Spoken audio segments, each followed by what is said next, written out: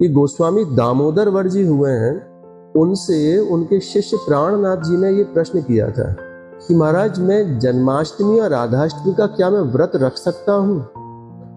तो उन्होंने बड़े सीधे शब्दों में जवाब दिया कि भैया ये जो है प्रेमोपासना है, और प्रेमोपासना में ठाकुर जी की जो भाव रहता है, प्रिया जी से जो भाव रहता है निकुंज में, वो किंकरी भाव रहता है। तो किंकरी का मतलब क्या हुआ? उनकी दासी, और दासी कह लीजिए, और जो कि हमेशा और हमेशा उनके साथ में रहती है। अब यहाँ पर निकुंज उपासना में जन्मोत्सव मनाने का एक तरीका ये है कि यहाँ पर मनाई जाती है जन्म गांठ। जिस तरह से हम लोग एनिवर्सरीज मनाते हैं ना, जन्मदिन मनाते हैं, तो ठाकुर जी का प्रादुर्भाव जो है वो चीज नहीं मना रहे।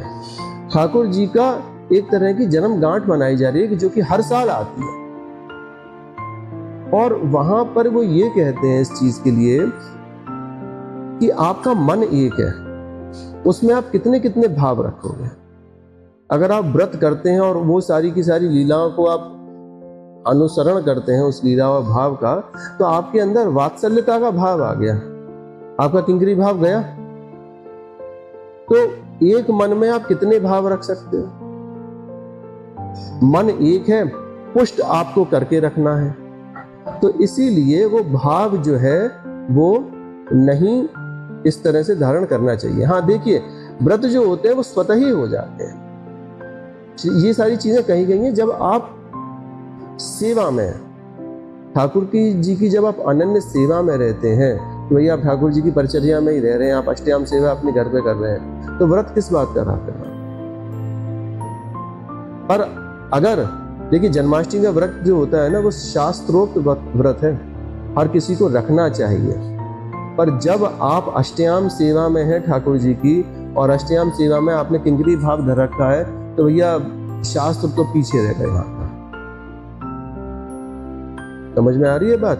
व्रत जो है वो शास्त्रोक्त है, सेवा से बाहर है तो आपको व्रत करना चाहिए, हर वैष्णव का धर्म है।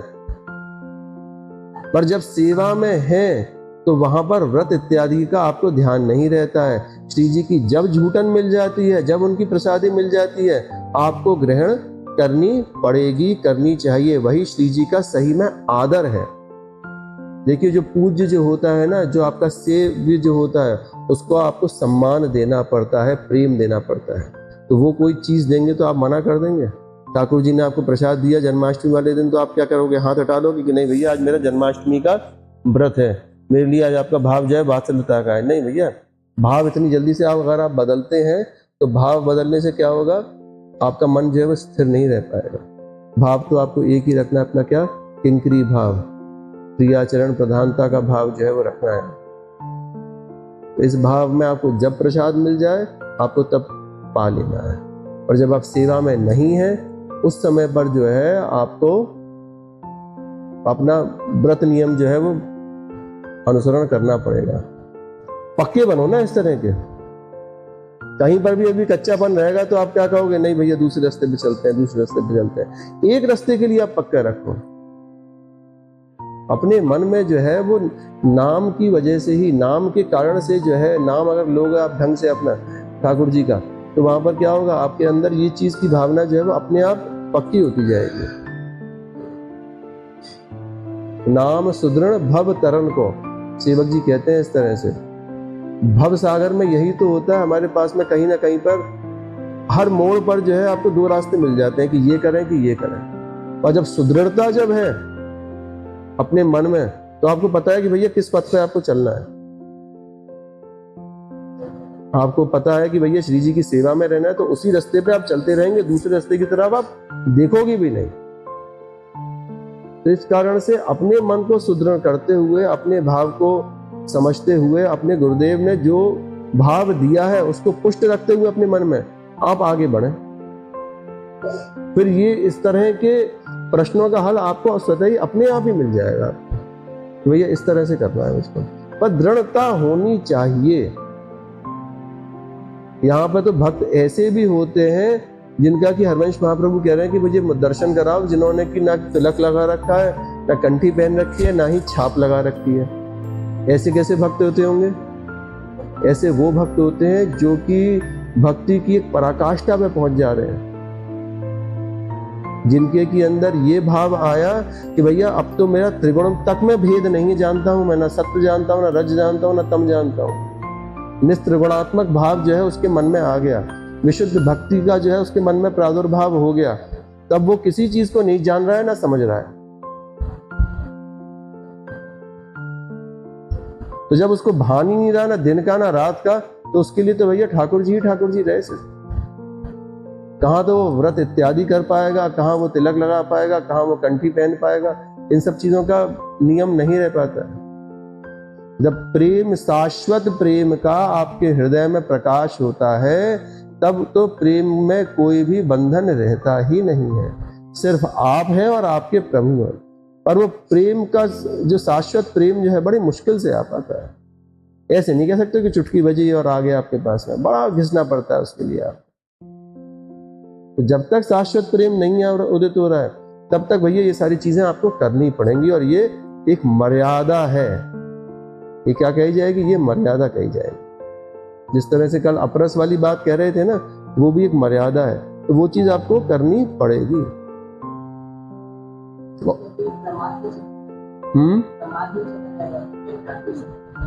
क्या चीज? दिखावा करोगे तो प्रमाद में जाएगा, बिल्कुल जाएगा। अगर आप दिखावे के रूप में करते हैं तो वो प्रमाद होगा ही होगा। अपने आप स्वतः ही छूटती है। देखो पेड़ बढ़ता है ना, तो नीचे की डाली अपने आप टूटती जाती है। तो पेड़ बढ़ेगा, देखना किसी पेड़ को, तो नीचे की जो डालियां जो होंगी जिनकी वजह से वो आगे बढ़ा, वो अपने आप ही छूटती जाती है। वो धर्म जो है वो अपने आप ही छूटती जाती है।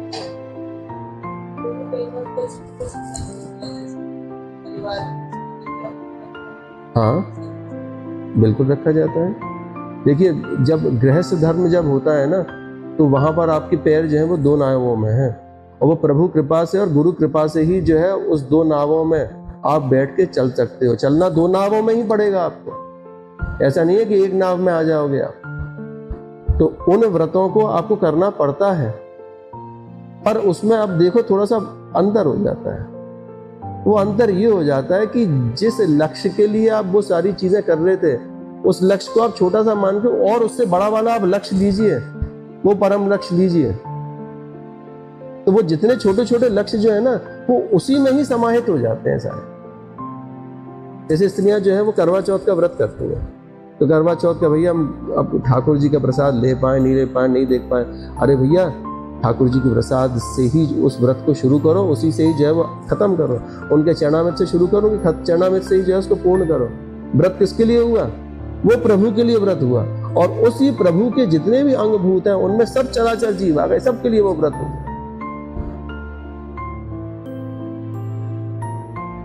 तो ये अपने दिमाग में जब ठाकुर जी के आप चरणन में अर्पित कर दोगे ना अपनी बुद्धि को, तो ये सारी चीजें अपने आप ही भाव आपके मन में आ जाएंगे।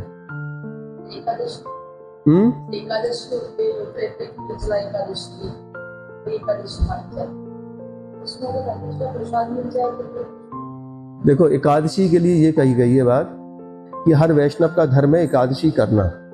एकादशी में एक नियम इस तरह का भी है कि अन्न जो है उसका आपको परित्याग करना पड़ेगा। पर यहाँ पर जब प्रेमोपासना जब आती है, वहां पर यह कही गई है बात कि भैया एकादशी में आपको ठाकुर जी के प्रसाद का त्याग नहीं करना है। अब इसमें ठाकुर जी के सामने जो अन्न रूपी अमनिया गया, क्या अब ठाकुर जी के प्रसाद के बाद में वो ठाकुर जी अब उसको भोग लगा लेंगे तो क्या वो अन्न रहेगा या फिर प्रसाद रह जाएगा? प्रसाद रहेगा ना। तो प्रसाद मिलेगा। प्रसाद क्या कहें? प्रसाद जो है वो स्वयं जो है प्रभु का स्वरूप है, और जब स्वरूप प्रभु ही मिल रहे हैं आपके हाथ में, तब तो आप ये मानो कि आपके जो पहले आपने जो एकादशियां करी है ना, उनका वो भुना लिया आपने उसी समय पर। और एकादशी ये करने के कई तरीके भी हैं। आप जीभ की एकादशी क्यों करते हो? आप जीभ से ज्यादा जीभ के साथ में आंखों की भी एकादशी करिए, कानों की भी एकादशी करिए। ये आज जो है मैं प्रभु को ही देखूंगी, मेरी रुचि जो है प्रभु को देखने की है। बंधन लगाया ना अपनी जीभ पर आपने कि आज मैं खाऊंगा नहीं, तो होता क्या है किस तरह कि भैया आप जिस दिन नहीं खाओगे उस दिन जरूर विचार आएंगे कि अब व्रत जैसे ही होगा क्या करूंगा मैं, क्या खाऊंगा, ये चीज जरूर आती है मन में। तो जब आप जीव का बंधन लगा रहे हो एकादशी पे, उससे और बड़ी वाली एकादशी करो, एक अलग तरह की, कि भैया आंखों की भी एकादशी होगा कि आज प्रभु से ही जो है, प्रभु के ही दर्शन से मुझे सुख मिलेगा और कोई चीज नहीं देखूंगा। आज मेरे कान में सिर्फ प्रभु का नाम ही जाएगा और कोई बात नहीं जाएगी मेरे कान में। मेरी जीभ से आज सिर्फ प्रभु का नाम ही निकलेगा और कोई स्वाद मैं लूंगा ही नहीं। आज जो मेरी जीभ जो है वो किस स्वाद के लिए विफल रहेगी? प्रभु के नाम के स्वाद के लिए विफल रहेगी। ऐसी एकादशी करके देखो। ऐसी एकादशी करने पे आपके वैष्णव, ऐसा नहीं है कि आप वैष्णव नहीं कहलाओगे, परम वैष्णव कहलाओगे इसमें, ऐसी एकादशी करने पर। तो ये आपके चित्त का स्तर है कि आप किस एकादशी को आप करना चाहते हो। प्रसाद मिल गया वो तो सर्वोपरि है। जिस दिन एकादशी में प्रसाद मिल गया ना आपको, आप समझिए कि आपकी एकादशी करना जो है वो सिद्ध हो गया। जिस दिन एकादशी प्रसाद मिल गया, कई कई जगह पे इसके उदाहरण हैं, कई कई कथाएं हैं ऐसे। तो सबके अपने अलग अलग तरीके हैं भक्तों के एकादशी करने के।